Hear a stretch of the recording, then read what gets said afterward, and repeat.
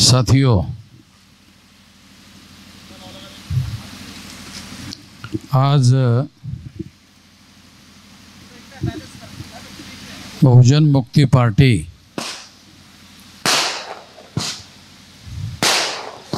या पक्षातर्फे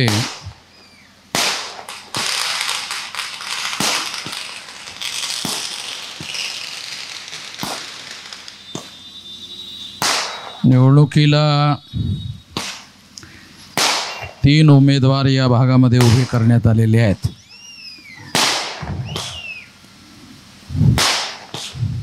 त्यापैकी भिवंडी लोकसभा मतदारसंघामध्ये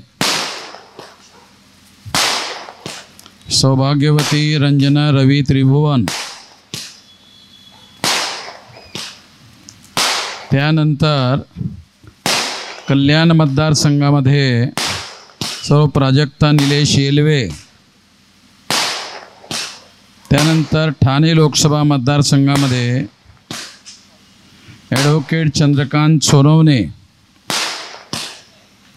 असे 3 उमेदवार उभे करण्यात आलेले आहेत। बहुजन मुक्ती पार्टीच्या माध्यमातून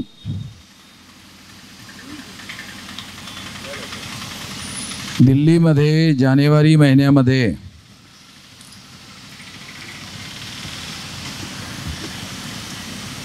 विविध अनुसूचित जाती, जनजाती, अदर बॅकवर्ड क्लास आणि मायनॉरिटी या लोकांनी देशभरामध्ये जे पक्ष उभे केलेले आहेत त्यापैकी 83 पक्षाचे कार्यकर्ते दिल्लीमध्ये झालेल्या बैठकीमध्ये उपस्थित होते। ते पक्ष छोटे छोटे पक्ष आहेत। ते अनुसूचित जाती, जनजाती, अदर बॅकवर्ड क्लासेस आणि मायनॉरिटीचे आहेत। त्या सर्व लोकांनी एकत्रित येऊन राष्ट्रीय स्तरावर एक तिसरा पर्याय उभा केला पाहिजे या विचाराने राष्ट्रीय परिवर्तन मोर्चा नावाचं संघटन उभं केलंय। आपल्याला माहीत असेल, देशामध्ये भारतीय जनता पक्षाच्या माध्यमातून नॅशनल डेमोक्रेटिक अलायन्स NDA अशा प्रकारचं गठबंधन उभं करण्यात आलेलं आहे। त्याचबरोबर काँग्रेस पक्षाच्या माध्यमातून सुद्धा एक गठबंधन उभं करण्यात आलेलं आहे। तेव्हा हे जे 2 गठबंधन उभं करण्यात आलेले आहेत ते उच्चवर्णीय आणि उच्चवर्गीय लोकांचे पक्ष आहेत, ज्यांची संख्या देशामध्ये 3.5% आहेत। त्या 3.5% लोकांना जर समजा SC ST OBC मायनॉरिटीच्या लोकांनी मतं दिली नाहीत तर त्यापैकी कुठलाही पक्ष निवडणुकीमध्ये ग्रामपंचायतीमध्ये निवडून आणू शकत नाहीत। पण तरीही त्यांचे पक्ष राष्ट्रीय स्तरावर आलटून पालटून राज्य करताना दिसून येतोय। म्हणजे काँग्रेस पक्ष जर गेला तर भारतीय जनता पक्षाचं सरकार येते आणि भारतीय जनता पक्ष गेला तर काँग्रेस पक्षाचं सरकार येते।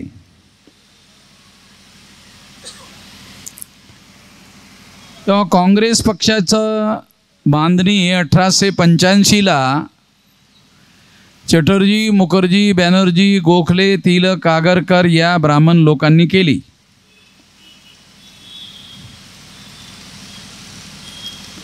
आणि 1952ला जेव्हा लोकसभेच्या निवडणुका भारतामध्ये होणार होत्या त्यावेळेस RSSच्या लोकांनी जनसंघ नावाचा पक्ष उभा केला. त्या जनसंघाचे संस्थापक अध्यक्ष श्यामाप्रसाद मुखर्जी जे बंगाली ब्राह्मण होते, म्हणजे RSS हे ब्राह्मणांनी उभं केलेलं संघटन, त्यांनी जनसंघ नावाचं संघटन उभं केलं. त्याचा पहिला राष्ट्रीय अध्यक्ष श्यामाप्रसाद मुखर्जी हा बंगाली ब्राह्मण होता. त्यांच्या माध्यमातून त्यांनी ब्राह्मण लोकांना तिकीट देऊन उभं केलीत. म्हणजे याचा अर्थ असा की काँग्रेस हा पक्षसुद्धा ब्राह्मणांचा आणि भारतीय जनता पक्ष हा पक्षसुद्धा ब्राह्मणांचा. हे दोनही पक्ष ब्राह्मण लोकांनी उभे केलेली आहेत आणि ती ब्राह्मण लोकांनी उभी केली असल्यामुळे ब्राह्मण लोकांचं हितसंबंध रक्षण करण्यासाठी ते लोक पक्षाचा वापर करतात, सत्तेचा वापर करतात. आणि म्हणून दिल्लीमध्ये जेव्हा भारतीय जनता पक्षाचं सरकार येते, मग त्याचा प्रधानमंत्री नरेंद्र मोदी जरी असला, आता नरेंद्र मोदी हे OBC समाजातील समूह गटाचे व्यक्ती आहेत, परंतु प्रधानमंत्री होऊन जवळपास काही महिन्यामध्ये, म्हणजे पुढच्या महिन्यापर्यंत त्यांना 10 वर्ष पूर्ण होतील. या कालावधीमध्ये त्यांनी OBCचे प्रधानमंत्री असून सुद्धा साधी मोजणी सुद्धा केलेली नाही. म्हणजे या देशामध्ये जनावरांची मोजणी केली जाते, कुत्र्या मांजरांची मोजणी केली जाते, परंतु 52% लोकसंख्या असणाऱ्या OBCच्या लोकांची मोजणी केली जात नाही. मागच्या काही कालावधीमध्ये नितीश कुमार हे कितीक वेळा त्यांनी पक्ष बदललेत आणि किती वेळा इकडून तिकडं तिकडून इकडं, माकडं सुद्धा एवढ्या उड्या मारत नाहीत तेवढ्या उड्या मारल्यात. म्हणजे माकडं सुद्धा उड्या मारतात, पण एवढ्या उड्या नितीश कुमारनी मारल्यात, लोकांनी त्यांच्याकडे लक्ष देणं बंद केलं. त्या नितीश कुमारनी जेव्हा लालू प्रसाद यादवच्या मदतीनं ते तिथले मुख्यमंत्री झालेत आणि त्यावेळेस त्यांनी बिहारच्या जनसंख्येची मोजणी केली, तेव्हा असं लक्षात आलं की OBCची जनसंख्या बिहारमध्ये 64% आहे. म्हणजे आतापर्यंत आपल्याला हेच माहीत होतं की OBCची जनसंख्या ही 52% आहे, परंतु 52% जनसंख्या ही कुठल्या आधारावर काढली जात होती, तर 31 पर्यंत इंग्रजांनी या देशामध्ये जाती आधारित जनगणना करण्याचा प्रयत्न केला होता. त्या आधारावर आपण OBCची संख्या 52% आहे असं निष्कर्ष काढतो. परंतु 31च्या नंतर 14 ऑगस्ट 47ला भारताचं विभाजन झालं आणि भारताचं विभाजन होऊन पाकिस्तान आणि भारत असे 2 देश बनलेत. तेव्हा जेव्हा भारतातील बहुसंख्य संख्या जी मुस्लिमांची होती ती संख्या जेव्हा पाकिस्तानमध्ये गेली, तेव्हा ती संख्या मायनस केल्यानंतर OBCची जनगणना आणि गिनती ही निश्चितपणे वाढलेली संख्या असायला हवी. मुसलमानांना एकत्रित ठेवून केलेली मोजणी आणि मुसलमानांना मायनस करून केलेली मोजणी यामध्ये निश्चितपणे OBCची संख्या ही जास्त असण्याशिवाय राहणार नाही. आणि बिहारमध्ये जेव्हा असा प्रयोग करण्यात आला त्या प्रयोगामध्ये ही गोष्ट स्पष्ट झालेली आहे की 64% ही OBCची मोजणी त्या ठिकाणी झालेली आहे. म्हणजे याचा अर्थ असा, जर बिहारमध्ये OBCची गणना 64% होते, तर तशी संख्या ओबीसींची संपूर्ण देशामध्ये असू शकते. आणि मग 64% असणारे जे लोक आहेत ओबीसींचे, त्या 64% लोकांना ब्राह्मण लोक हिंदू म्हणतात, ओबीसींच्या लोकांना ते हिंदू म्हणतात. परंतु नोकऱ्यांमध्ये जर त्यांचं प्रमाण बघितलं तर ते 8-10% जास्त असत नाही. म्हणजे ओबीसींची संख्या 64% असताना नोकऱ्यांमध्ये त्यांची संख्या 8-10% राहते. मग 8-10% जर त्यांची संख्या 64% असताना राहते, तर त्यांच्या मुलाबाळांना नोकऱ्या का मिळत नाहीत? तर त्या नोकऱ्यांवर 3.5% ब्राह्मणांच्या माध्यमातून अतिक्रमण केलं जाते. आणि त्यामुळे ओबीसींच्या लोकांना ज्या नोकऱ्या मिळत नाहीत, त्याचं कारण 3.5% ब्राह्मण लोक प्रशासनामध्ये आणि व्यवस्थापनामध्ये सर्व नोकऱ्या कब्जा करून बसतात आणि त्यामुळे ओबीसींच्या अधिकारावर अतिक्रमण होते. ही बाब ओबीसींच्या लोकांना सांगण्यासाठी ओबीसींजवळ संघटनच नाही. बिहारमध्ये आहे त्या ठिकाणचे लोक जागृत झालेत, उत्तर प्रदेशामध्ये आहेत त्या ठिकाणचे लोक जागृत झालेत. परंतु बिहार आणि उत्तर प्रदेश म्हणजे काही भारत नाही आहे. भारत हा 36 राज्यांचा मिळून बनलेला देश आहे. म्हणजे भारतामध्ये एकंदर 36 राज्य आहेत आणि या 36 राज्यांमध्ये ओबीसीचा वर्ग हा मोठ्या प्रमाणामध्ये पसरलेला आहे.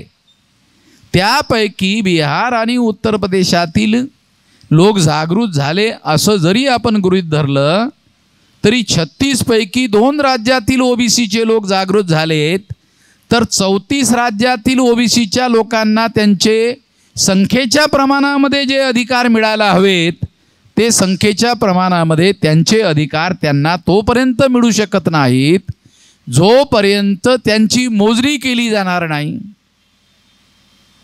ती मोजणी होऊ नये यासाठी RSSच्या लोकांनी एका ओबीसीच्या माणसाला प्रधानमंत्री बनवलं. आणि मग ते ओबीसीच्या लोकांना RSSचे लोक, भाजपाचे लोक काय सांगतात, अरे कशाला मोजणी करायची? मोजणी न करताच तुमचा प्रधानमंत्री आम्ही बनवलेला आहे. जेव्हा मोजणी न करताच जर तुमचा प्रधानमंत्री आम्ही बनवला, मोजायचं कशाला? जे लोक आम्हाला मोजायला तयार नाहीत, म्हणजे आमचे डोके मोजायला तयार नाहीत, ते लोक एका माणसाला प्रधानमंत्री बनवून, त्याला पण अधिकार नाहीत, त्याला प्रधानमंत्री बनवलं नरेंद्र मोदीला. लोक असं म्हणत राहतात, पेपरवाले असं म्हणत राहतात की नरेंद्र मोदी फार खमक्या प्रधानमंत्री आहे, हो, म्हणजे फार मजबूत प्रधानमंत्री आहे. आता नरेंद्र मोदी फार खमक्या किंवा फार मजबूत प्रधानमंत्री आहे, कुठल्या आधारावर सांगायचं? काय आधार? काय? ओबीसीचाच माणूस ओबीसीचीच मोजणी करत नाही आणि खमकी आहे, त्याला काही समजायला मार्गच नाही. ओबीसीचाच माणूस आणि ओबीसीचीच मोजणी करत नाही आणि तरी तो खमके आहे, कशावरून? हे काय समजण्यासारखं नाही आहे. ओबीसीचा माणूस असता आणि त्यांनी मोजणी केली असती आणि ती मोजणी ब्राह्मणांना नाराज करून केली असती आणि ब्राह्मणांनी मोठ्या प्रमाणामध्ये नाराजी होऊन जर नरेंद्र मोदीला शिव्या घातल्या असत्या आणि शिव्या घालूनही जर नरेंद्र मोदी मजबूतीनं प्रधानमंत्री पद राहिला असता, मग म्हणता आला आता हा खमक्या प्रधानमंत्री आहे, आता हा मजबूत प्रधानमंत्री आहे.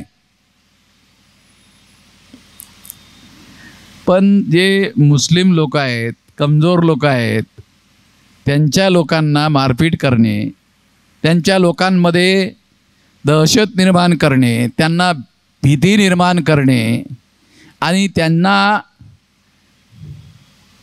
कुठल्याही प्रकारचे अधिकार मिळू नयेत म्हणून प्रधानमंत्र्यासारख्या व्यक्तींनी मोठमोठ्या जाहीर भाषणामध्ये त्या लोकांच्या नावानं विरोध करणे आणि त्यांना म्हणणे की काँग्रेसचे लोक त्यांना 15% कायदा बनवून रिझर्वेशन देऊ इच्छितात. आता जर समजा मुसलमानांची संख्या 15% असेल समजा, आणि त्या 15% लोकांना जर भारत सरकार आणि राज्य सरकारांच्या नोकऱ्यांमध्ये 15% नोकऱ्या त्यांना दिल्या गेल्यात किंवा मिळाल्यात, तर ते दुसऱ्या कुणाच्याही अधिकारावर अतिक्रमण करत नाहीत. मग जर अतिक्रमण करत नसताना तुम्ही त्या लोकांना त्यांचे अधिकार द्यायला विरोध करता, आणि जेव्हा प्रधानमंत्री बनण्याच्या अगोदर तुम्ही घटनेची आणि संविधानाची शपथ घेता की संविधानानुसार मी कार्य करेन, पण भारतीय संविधान कुठल्याही जाती धर्माच्या आधारावर भेदभाव करायला मनाई करते. कुठल्याही खासदाराला, कुठल्याही आमदाराला, कुठल्याही मंत्र्याला, कुठल्याही प्रधानमंत्र्याला शपथ घेतल्यानंतरच मंत्री बनता येते. शपथ घेतल्यानंतरच आमदार खासदार होता येते. का? तर तो शपथ का घेतो? घटनेनुसार मी कार्य करेन, यासाठी मी शपथ घेतो घटनेची.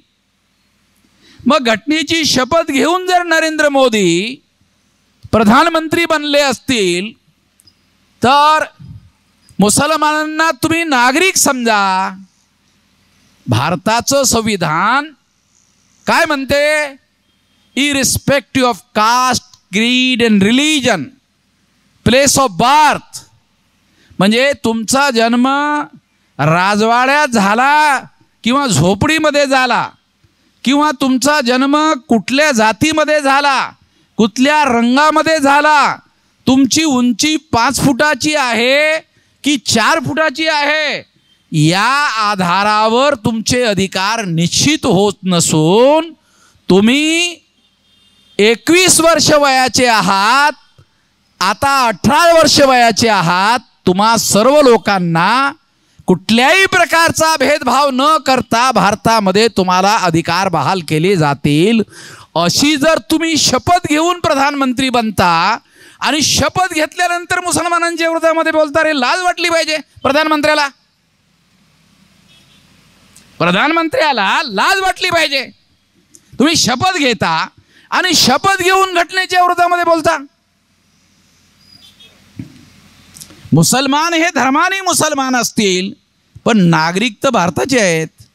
कारण भारतीय घटनेने कुठल्याही नागरिकांना धर्माच्या आधारावर, जातीच्या आधारावर, मागासलेल्याच्या आधारावर भेदभाव करता येणार नाही, रंगाच्या आधारावर भेदभाव करता येणार नाही, उंचीच्या आधारावर भेदभाव करता येणार नाही, स्त्री आणि पुरुषाच्या आधारावर भेदभाव करता येणार नाही, असं बंधन टाकलं असताना सुद्धा तुम्ही बोलता.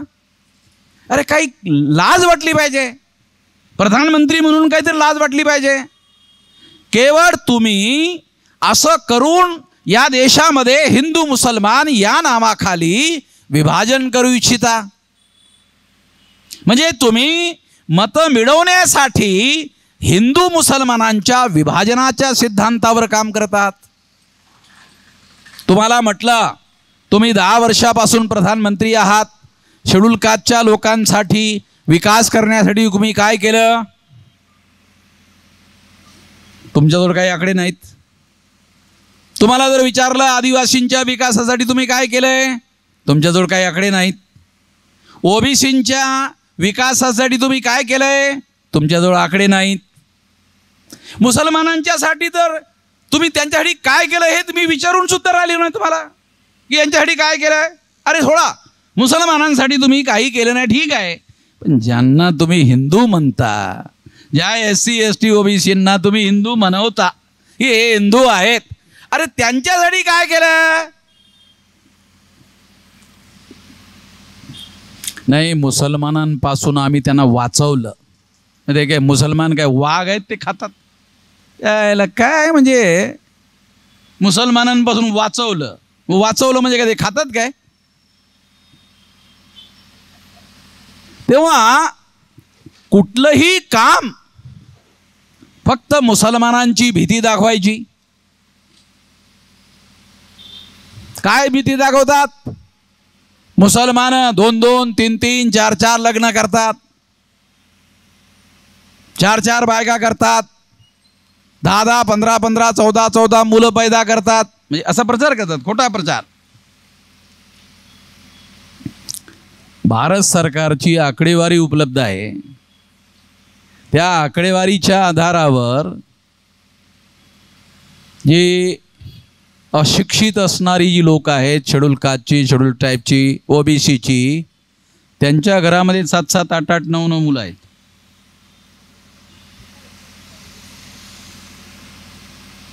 आता इतक्यामध्ये शिकलेले लोक जे आहेत ते थोडंसं मुलं बाळं जरा कमी पैदाला घालतात. गावामध्ये त्यांना विचारा कशाला ही संख्या वाढून राहिले. ते म्हटले ते 8-10 वर्षाचं झालं की कमाई करते. गावामध्ये असं बोललं जातं नाही, काल्पनिक गोष्टी सांगितलं तुला. म्हणजे ह्या गोष्टी काल्पनिक नाही सांगून राहिलो. गावामध्ये लोक म्हणजे 8-10 वर्ष झालं की कमाई सुरू करते. म्हणजे आम्हाला घरामध्ये जे आम्ही मुलं पैदा करतो ते रोजगाराचं साधन आहे. जेवढे घरामध्ये 8-10 असतील सर्वचे सर्व कामाला जातात. शेतीमध्ये कामासाठी काही 18 वर्षाचं वय असणं आवश्यक नाही. शहरामध्ये 18 वर्षाचं वय पाहिजे. तेव्हा मुसलमानांच्या घरामध्ये जास्त संख्या पैदा घातली जाते. भारत सरकारचे जे आकडेवारी आहे रेकॉर्डमध्ये, त्यामध्ये मुसलमानांच्या घरामध्ये जेवढी संख्या नाही त्यापेक्षा SC ST OBCच्या लोकांच्या घरामध्ये संख्या आहे. ह्याचे आकडे भारत सरकारच्या रेकॉर्डमध्ये उपलब्ध आहेत. मग हे सर्व आकडे नरेंद्र मोदीला माहीत असताना, प्रधानमंत्री आहे त्यांना माहीत नाही असं म्हणता येत नाही.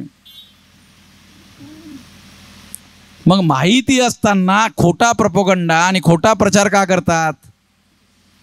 खोटा प्रचार करतात, खोटा प्रोपगंडा करतात. आणि खोटा प्रोपगंडा का करतात? कारण खोटा प्रोपगंडा केल्यामुळे हिंदू मुसलमान करता येतं. कारण SC ST OBCचे लोक काही BJPला मतदान द्यायला तयार नाहीत. लक्षात घ्या, SC ST OBCचे लोक SC ST OBCच्या नावावर काही BJPला मतदान द्यायला तयार नाहीत. पण त्याच SC ST OBCला जर हिंदू बनवलं आणि त्यांना सांगितलं की तुमचा शत्रू मुसलमान आहे, त्या SC ST OBCच्या लोकांना हिंदू बनवायचं आणि त्यांना सांगायचं की तुमचा शत्रू मुसलमान आहे. म्हणजे मुसलमान त्यांचा शत्रू आहे असं दाखवून त्यांना हिंदू बनवायचं.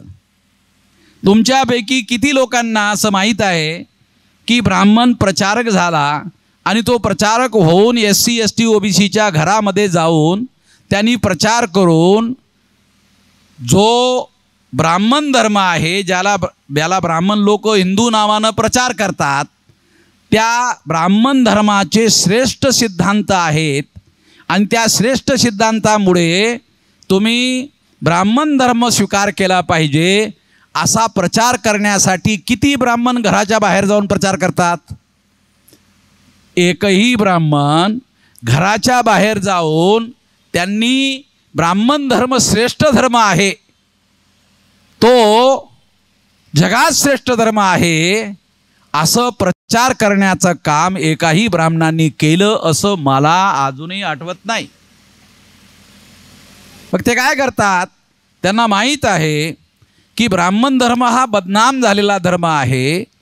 तो बदनाम झालेला धर्म बदनाम झालेल्या धर्माच्या नावानं प्रचारात आणला तर कोणी ऐकणार नाहीत.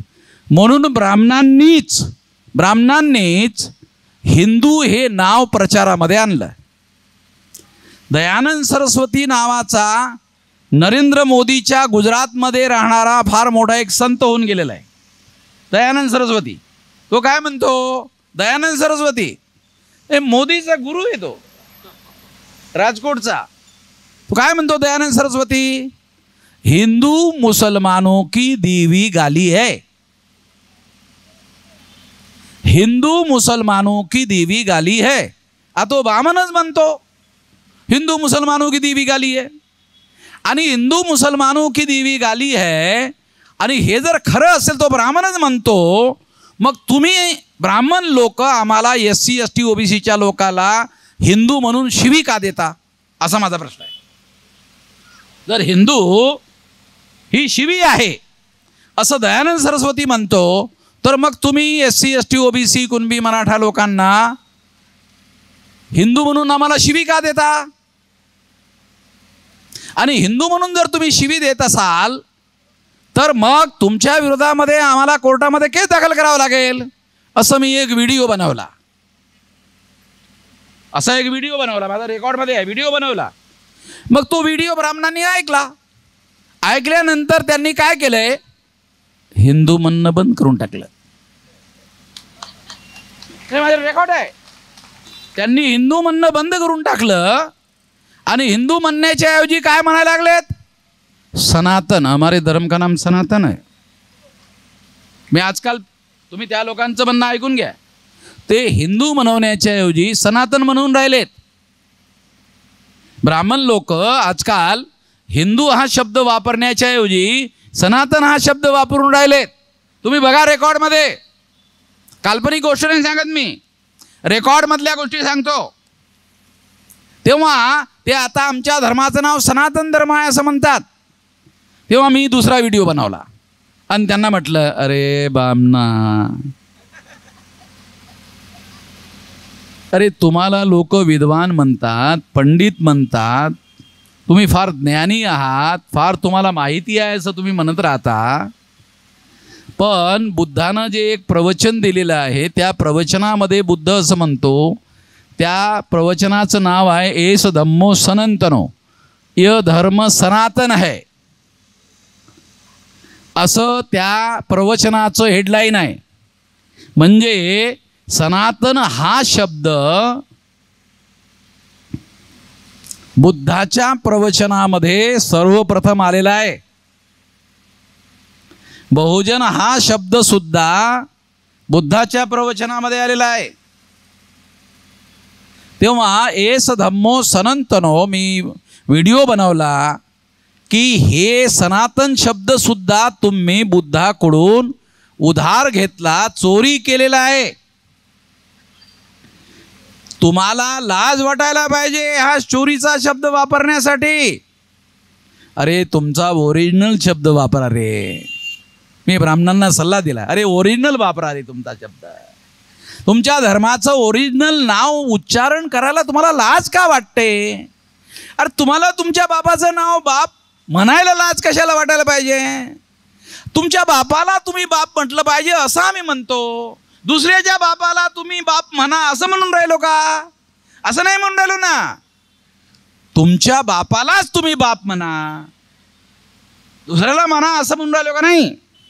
मग तुमच्या धर्माचं नाव, ओरिजिनल नाव जे आहे ते ब्राह्मण धर्म आहे. ब्राह्मण धर्म म्हणून त्याचा प्रचार करा. तुम्हाला प्रचार करण्यासाठी वामन मेश्राम मदत करायला तयार आहे. यासाठी एक नवा पैसा मी तुमच्याकडून घ्यायला तयार नाही. तुमच्या धर्माचं नाव ब्राह्मण धर्म आहे या विषयावर मी प्रवचन द्यायला तयार आहे. तुम्ही असं म्हणाल तो अरे वामन मेश्राम शूद्र माणूस, त्याला प्रवचनाचा अधिकार कसा देता येईल, तो तर ब्राह्मणांसाठी रिझर्व असलेला अधिकार आहे. पण ब्राह्मणापेक्षा मला चांगलं बोलता येते ना. चांगलंच नाही तर खरं सुद्धा बोलता येते, बरं बोलता येते, खरं बोलता येते, पुराव्यासहित बोलता येते. तेव्हा बोलू दिलं पाहिजे. हा जुना तुमचा जमाना आता राहिला नाही. 26 जानेवारी 1950ला भारतामध्ये घटना लागू झालेली आहे आणि त्यानुसार सर्व माणसं भारतीय घटनेने समान घोषित केलेली आहेत.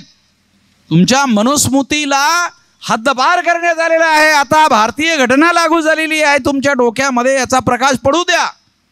तेव्हा यानुसार मी तुम्हाला मदत करू शकतो. मी तुमच्या ब्राह्मण धर्माचा ब्राह्मण धर्म म्हणून प्रचार करायला तयार आहे.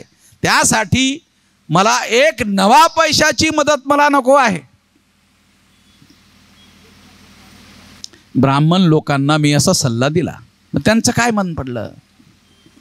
त्यांचं मत असं पडलं असू शकते, असा अंदाज करता येऊ शकते की वामन मेश्रामांनी सांगितलेला सल्ला जर स्वीकार केला तर ब्राह्मणांची संख्या 3.5%. मग आपण ब्राह्मण आहोत आणि त्या ब्राह्मण धर्माचे आहोत, या गोष्टीचा जर आपण प्रचार सुरू केला तर दुसरे SC ST OBCचे लोक असं म्हणतील की तुम्ही ब्राह्मण धर्माचे लोक आहात, तुमचा धर्म वेगळा आहे, आमचा वेगळा आहे. त्यामुळे काय होईल की ब्राह्मणांची संख्या 3.5% होईल आणि मग 3.5% संख्येच्या आधारावर आपल्याला ग्रामपंचायतीमध्ये पंचसुद्धा निवडून आणता येणार नाही आणि ग्रामपंचायतीचा सरपंचसुद्धा बनवता येणार नाही. जर गावातला सरपंच जर आपल्याला बनवता आला नाही तर देशाचा प्रधानमंत्री कसा बनवता येईल? बनवता येणार नाही. म्हणून देशाचा प्रधानमंत्री बनवण्यासाठी आपल्याला ह्या लोकांना जरी दयानंद सरस्वती म्हणत असलेत की हिंदू मुसलमानांनी दिलेली शिवी आहे, तरी आपण ह्या लोकांना हिंदू म्हटलं पाहिजे. आणि ह्या लोकांना जर राग येत असेल तर त्यांना सनातन म्हटलं पाहिजे. परंतु ह्या लोकांना आपल्या धर्माच्या बाहेर जाऊ द्यायला नको. एक लक्षात ठेवा, ब्राह्मणांचा धर्म आणि या देशातील मूळ निवासी असणाऱ्या लोकांचा धर्म हा एक नाही आहे. ब्राह्मण धर्म वर्णव्यवस्थेला मानतो. वर्णव्यवस्थेमध्ये 4था वर्ण शूद्र आहे, ज्याला आजच्या तारखेला OBCचे लोक म्हटलं जातात. त्यांना अधिकार वंचित करण्याचं काम केलंय. त्याचबरोबर या धर्मामुळे अनेक कोटी लोक हे अस्पृश्य बनवण्यात आलेत. अनेक कोटी लोकांना जंगलामध्ये राहण्यासाठी मजबूर करण्यात आलं. ते आदिवासी लोक आहेत, क्रिमिनल ट्राईब्स लोक आहेत, ज्यांना अपराध करून उदरनिर्वाह चालवावा लागलेला आहे. तेव्हा ते लोक या धर्माला आपला धर्म कसला म्हणतील? कुठल्या आधारावर म्हणतील की ह्याने तर आम्हाला ह्या वाईट परिस्थितीमध्ये आणून सोडलेलं आहे? तेव्हा ही बाब मी तुम्हाला यासाठी समजावून सांगत आहे की या लोकांचे पक्ष, मग तो काँग्रेस असो की BJP असो, हे ह्याच लोकांचे पक्ष आहेत. त्यांची संख्या 3.5% आहे. SC ST OBC Kunbi Maratha लोकांनी जर त्यांना मतदान दिलं नाही तर त्यांना देशामध्ये बहुमत मिळत नाही. आणि त्यांना जर बहुमत मिळालं नाही तर त्यांचं राज्य भारतावर येऊ शकत नाही. आपणच लोक त्यांचं राज्य आणत आहोत. या देशातील SC ST OBC मायनॉरिटीचे लोक 85% आहेत आणि 85% लोकच त्यांना मतदान करतो. आणि त्यांना मतदान केल्यामुळेच ते लोक निवडून येतात, ते लोक राज्य करतात. तुम्हाला जबरदस्ती करतात का तुमचं मतदान टाकण्यासाठी? तुमच्या घरी येऊन जबरदस्ती थोडी करतात ते. तेव्हा यासाठी लोकांना जागृत करणं आवश्यक आहे. जर SC ST OBC मायनॉरिटीच्या लोकांना जागृत करण्याचं काम करण्यात आलं तर त्या जागृतीच्या आधारावर तुम्ही या देशामध्ये राज्यकर्ते बनू शकता. तलवार, चाकू, छुरी, बंदूक, गोळी चालवायची कुठलीही आवश्यकता नाही. बाबासाहेब आंबेडकरांनी जेव्हा घटना लिहायला घेतली त्यावेळेस प्रत्येक 21 वर्ष वयावरील प्रत्येक व्यक्तीला मतदानाचा अधिकार बहाल केला. आणि अधिकार बहाल केल्यानंतर तो आपल्या लोकांना बहाल केला.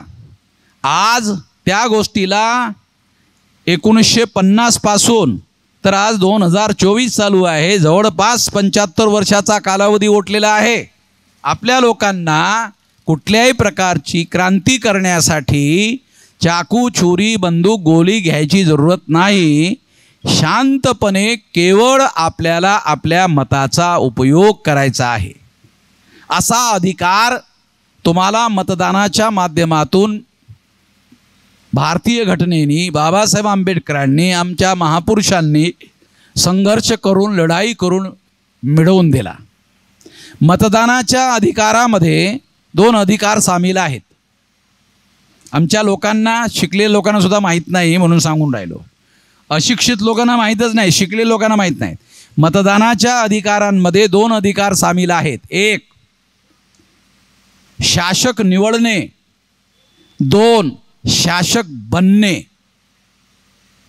मतदानाच्या अधिकारामध्ये 2 अधिकार सामील आहेत, शासक निवडणे आणि शासक बनणे. तर 82 पर्यंत म्हणजे 84 पर्यंत आपल्या लोकांनी दुसऱ्याला शासक निवडण्याचं काम केलंय आणि 84ला मान्यवर कांशीरामजींनी बहुजन समाज पार्टी बनवली आणि त्या वेळेस त्यांनी भाषण करताना सांगितलं की यापूर्वी तुमच्याजवळ पर्याय नव्हता, आता हा बहुजन समाज पार्टी हा पर्याय तुम्हाला देण्यात आलेला आहे. आजपर्यंत तुम्ही दुसऱ्या लोकांना शासक निवडण्याचं काम केलंय, परंतु तुम्ही इथून पुढं दुसऱ्या पक्षाच्या लोकांना शासक निवडण्याचं काम करू नका. हा पक्ष मी तुम्हाला शासक बनवण्यासाठी बनवलेला आहे.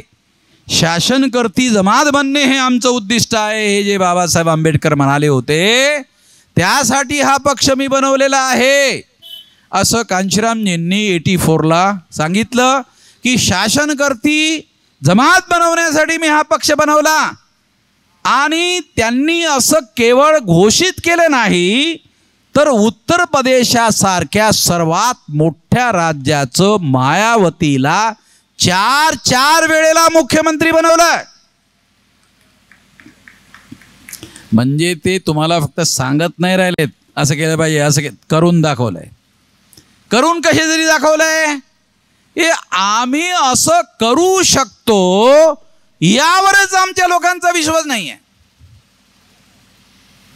आपला राज्यकर्ता आपण या देशामध्ये निवडू शकतो. अरे 100 पैकी 85 मतं आमची आहेत.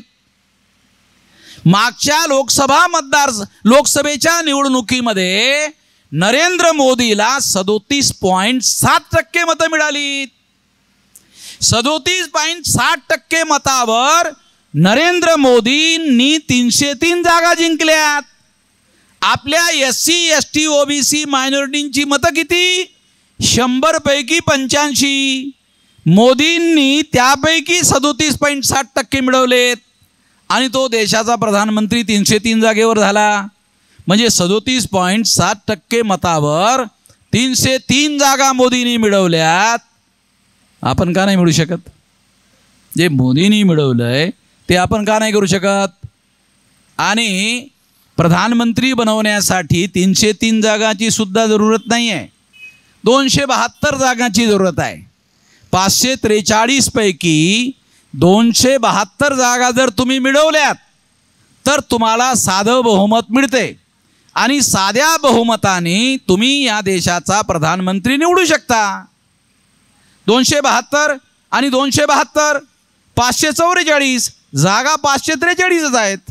म्हणजे एक जागा तुम्हाला जास्त आहे, म्हणजे तुमच्याजवळ बहुमत आहे. या आधारावर तुम्ही तुमचं सरकार बनवू शकता.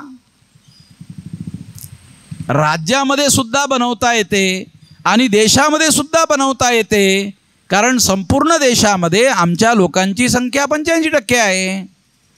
तेव्हा या मताचा शांतपणे विचार करून उपयोग करायचा आहे. काही चाकू छुरी बंदूक गोळी चालवायची नाही आहे, तलवारी चालवायच्या नाही आहेत, हत्यारं चालवायची नाही आहेत, हिंसा करायची नाही आहे, काहीही करायचं नाही. शांतपणे लाईन लावून मतदान द्यायचं आहे. आपण अशा पद्धतीनं schedule caste, schedule tribe, OBC आणि मायनॉरिटी या 4 मोठ्या सामाजिक समूहांची संख्या 85% आहे आणि निवडणुका जिंकण्यासाठी 37.7% मतं मोदीला मागच्या वेळेस मिळालीत.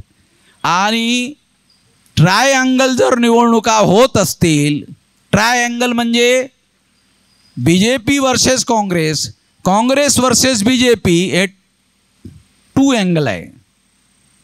आणि आपण जर ट्रायअँगलमध्ये तिसरा पक्ष उभा केला तर या 3 लोकांनी मिळून जर सक्षमपणे निवडणुका लढवल्यात तर त्यासाठी केवळ 33-34% मताची जरूरत आहे.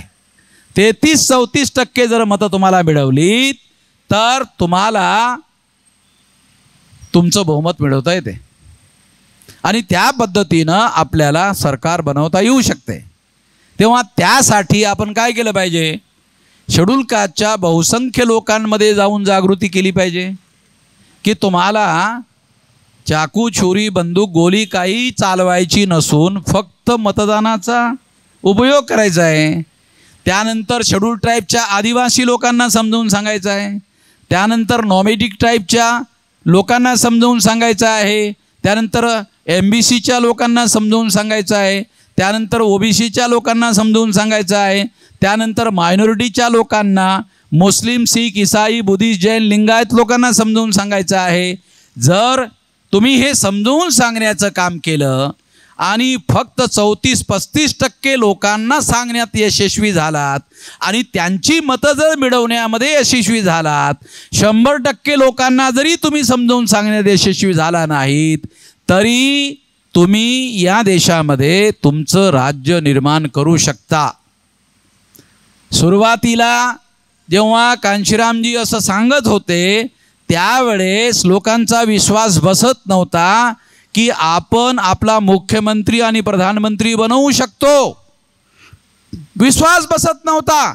पण जेव्हा कांशीरामजींनी मायावतीला 4 वेळा उत्तर प्रदेश सारख्या राज्याचं, सर्वात मोठं राज्य, ज्या राज्यामधून 85 खासदार निवडून जात होते, त्या ठिकाणी मुख्यमंत्री 4 वेळ बनवलंय आणि जोपर्यंत कांशीरामजी जिवंत होते तोपर्यंत पत्रकारांना असं लिहावं लागत होतं की प्रधानमंत्री पदासाठी अनेक उमेदवारांची नावं चर्चेला आहेत, त्यामध्ये एक नाव कांशीरामजींचं पण आहे. बनले की नाही बनले वेगळी गोष्ट आहे, पण जोपर्यंत जिवंत होते तोपर्यंत कांशीरामजींचं नाव प्रधानमंत्री पदासाठी घेतलं जात होतं.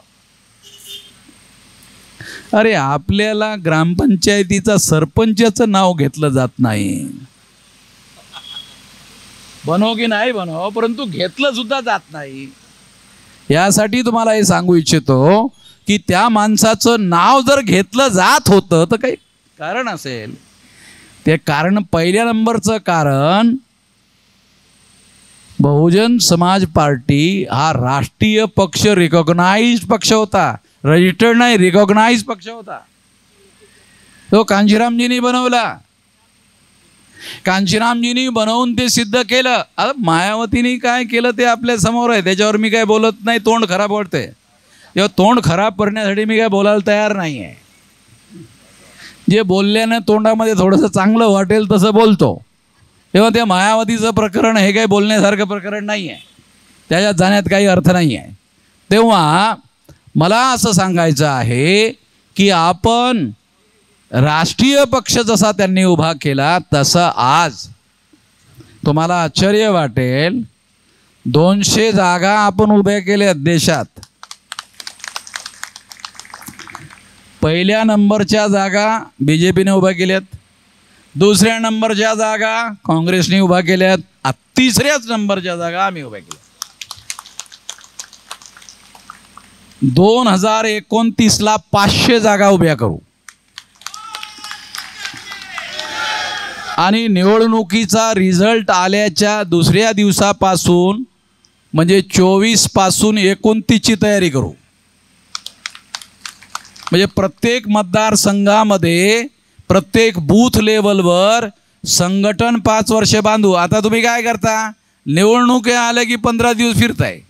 आता हे लोक सांगत होते की हे लोक बरेच फिरलेत आणि थकून फिरलेत म्हणून सांगत होते.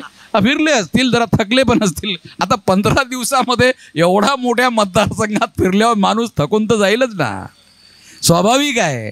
परंतु 5 वर्षपर्यंत जर आपण 12 ते 15 लाख बूथ, आमच्याजवळ आज देशामध्ये 32 राज्यामध्ये 625 जिल्ह्यामध्ये संघटना आहे आणि येत्या 30 पर्यंत जेव्हा ह्या निवडणुका होतील तोपर्यंत 6 लाख गावापर्यंत हे संघटन पोहोचवण्याची आमची योजना आहे.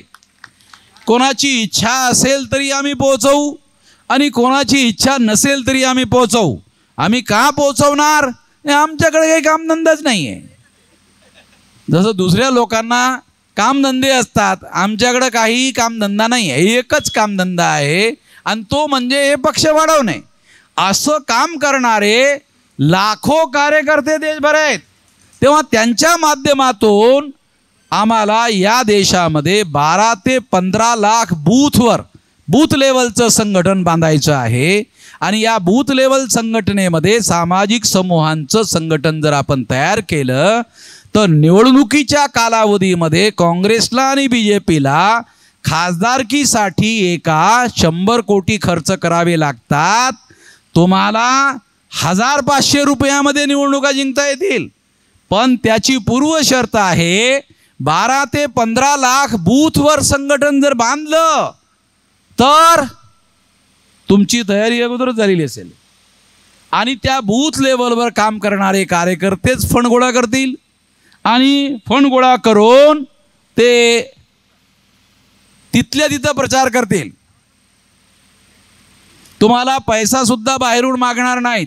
कारण आमची जी यंत्रणा आहे या यंत्रणेमध्ये आम्ही कुठल्याच कॅन्डिडेटला पैसा देत नाही. कारण जनतेच्या मदतीनं ह्या चळवळी आम्ही उभ्या केलेल्या आहेत. जनतेकडून चंदा घेऊन आम्ही या मदतीवर चळवळ चालवतो. आता मला चिठ्ठी आली की 5 मिनिटाचा वेळ राहिलेला आहे.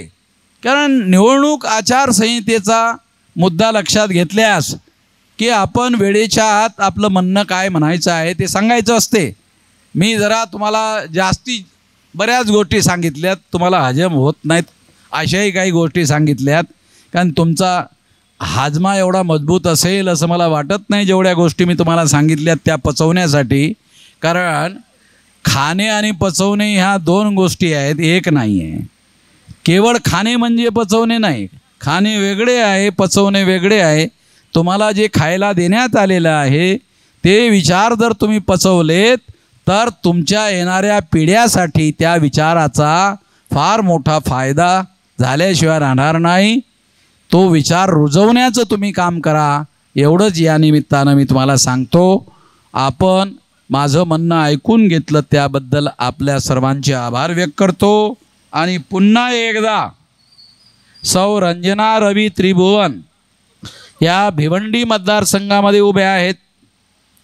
त्यानंतर सौ प्राजक्ता निलेश येलवे या कल्याण लोकसभा मतदारसंघामध्ये उभे आहेत. ॲडव्होकेट चंद्रकांत सोनवणे हे ठाणे लोकसभा मतदारसंघामध्ये उभे आहेत. या 3ही मतदारसंघामधील उमेदवारांना आपण मोठ्या संख्येनं मतं देऊन निवडून आणाल अशी अपेक्षा करतो आणि माझं म्हणणं या ठिकाणी थांबवतो. धन्यवाद.